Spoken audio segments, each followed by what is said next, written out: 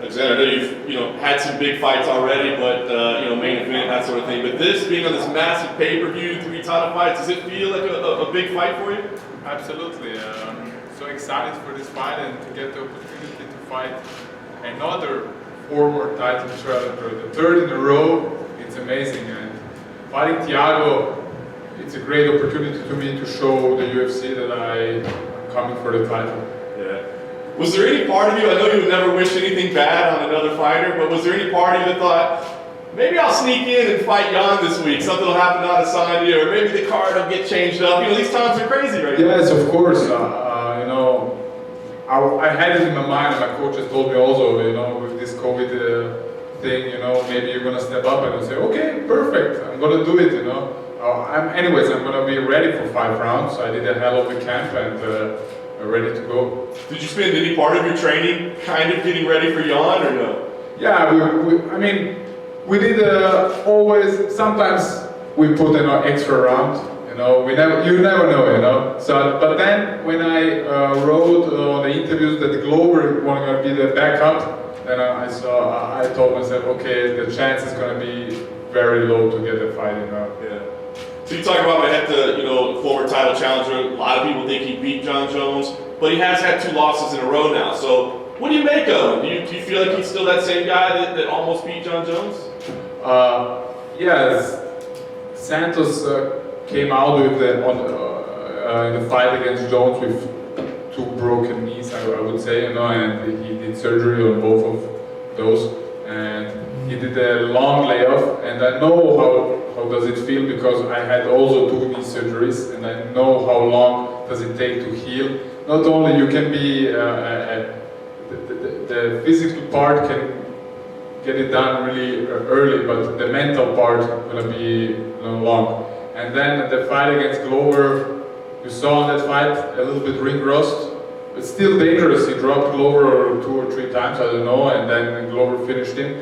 And I'm expecting now a motivated Santos because he lost the last 2 in a row, and he's gonna come forward with some capoeira things, flying knee jumps, But anyways, I'm ready for it. Yeah. You use the word dangerous. I was going to ask you, up at the top of the light heavyweight division, you guys are all monsters, but is he one of the most dangerous guys up there?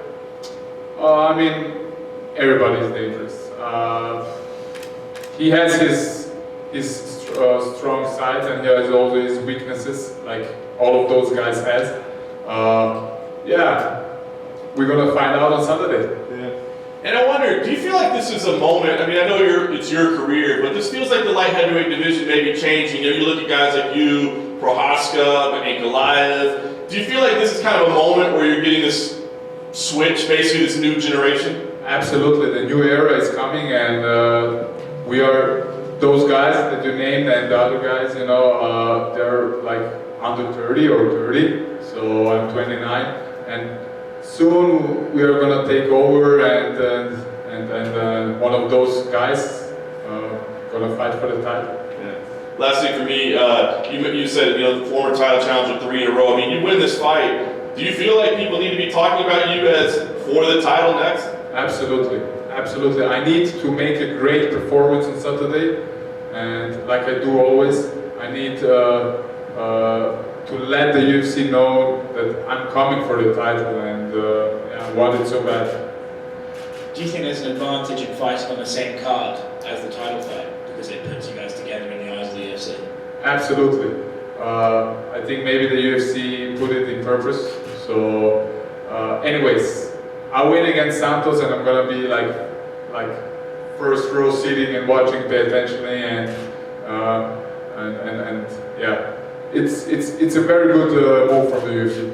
Do you have a preference for which guy wins that title on Saturday? My thoughts are 50-50, but I think if it goes to the distance, Adesanya are going to win, and I think if it comes to the clinch and grappling area, Jan gonna take this in his favor. He's a strong dude, and he's gonna be probably had more weight than Israel. So let's see how Israel defend those takedowns and everything else. And which would you rather fight? Honestly, I would like to fight Israel. He's a bigger name. All the respect to Jan, he's a champion. You know, he's a bigger name and he's a middleweight champion. To fight him and to win against him and take all his legacy would be great. Alex, right here. You grew up playing soccer, as many people in your part of the world do. That's obviously still king, the sport of soccer, football. But what's the trend you're seeing as far as MMA in Central Europe? Are there more kids training in it now? I'm still on it, you know, to make MMA popular in the country where I live, in Vienna, Austria. My roots are from Serbia, I mean the former Yugoslavia, and the MMAs there quite big. And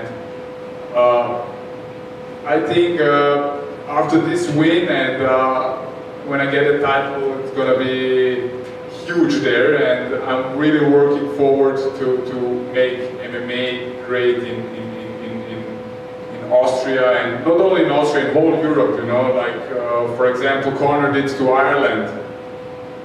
Yeah, I was going to ask you that. Like, obviously, you know, you're fighting to get the belt, and you know, individual accolades and individual recognition. But how important is it to you to kind of show people in your, you know, your part of the world that, you know, a fighter from this area can become UFC champion? It's very important because the people in Austria still think when they see MMA and they still think it's a brutal sport, a bloody sport. I mean, they don't even know that it's a sport. They say it's fighting, but it's the hardest sport in the world. You need to do so many things. You need to train so many things, so many other sports to get into the octagon, and thus they didn't even realize now.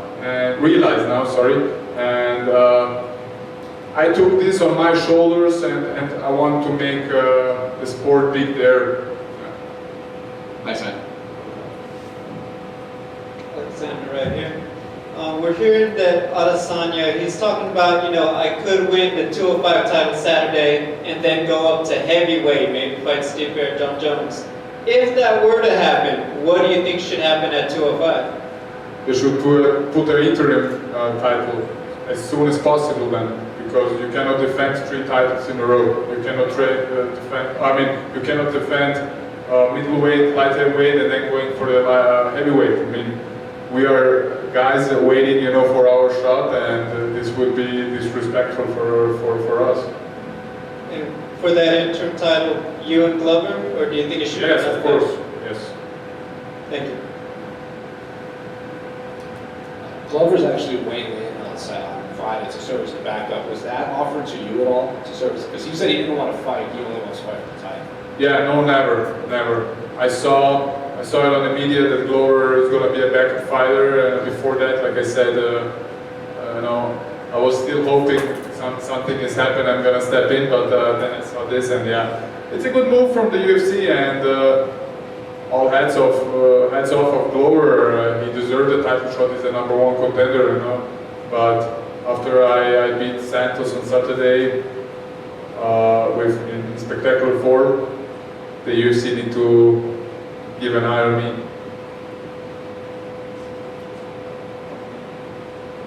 Alexander, in terms of danger and finishing ability between opponents you've fought so far, do you think that Thiago Santos is the most dangerous out of everyone you fought? Yeah, probably. He's very dangerous. You know, with his kicks, his strikes, he's very explosive. And I had some dangerous guys also, like Jimmy and Volkan, and there are those top elite fighters, you know. And like I said, Santos is the 3rd former title challenger in a row, and this is something, you know. So we are all dangerous in this sport, and all dangerous especially in the top 15, you know. But anyways, UFC is the best league in the world, and the best fighters are there, so everything can happen, and yeah.